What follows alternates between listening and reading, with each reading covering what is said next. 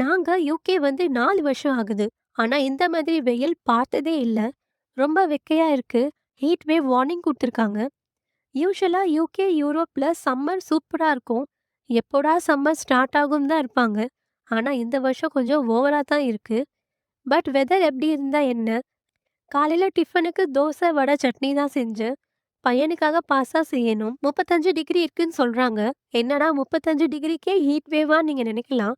But ஆனா இங்க 35, 55 மாதிரி இருக்கும். இந்தியால அட்லீஸ்ட் ஏசி வச்சு மேனேஜ் பண்ணிக்கலாம். 5 மணிக்கு மேல வெயில் கொஞ்சம் கம்மியாகும்.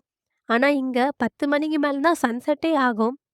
ஒரு சின்ன போர்ட்டபிள் ஃபேன் வச்சு தான் மேனேஜ் பண்ணிட்டு இருக்கோம். யூகே ஜெனரலாவே குளிர் நாடு தான். 12 மாசத்துல 10 மாசம் குளிரா தான் இருக்கும். ஜஸ்ட் லைக் நம்ம ஊட்டி, கொடைக்கானல் மாதிரி.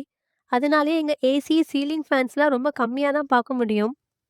ஹீட் வேவ்னால இங்க நெறைய ஸ்கூல்ஸ்க்கு லீவ் விட்டுருக்காங்க. என் பையன் ஸ்கூல்ல எதுவும் இன்னும் சொல்லல. சீக்கிரமாவே டெம்பரேச்சர் நார்மல் ஜோனுக்கு வரணும். அப்போதான் சம்மர ஜாலியா என்ஜாய் பண்ண முடியும். உங்க ஊர்ல வெயில் எப்படி இருக்கு? சென்னையில வெயில் எப்படி இருக்கு? சம்மர்லாம் எப்படி என்ஜாய் பண்ணுவீங்கன்னு கமெண்ட் செக்ஷன்ல சொல்லுங்க.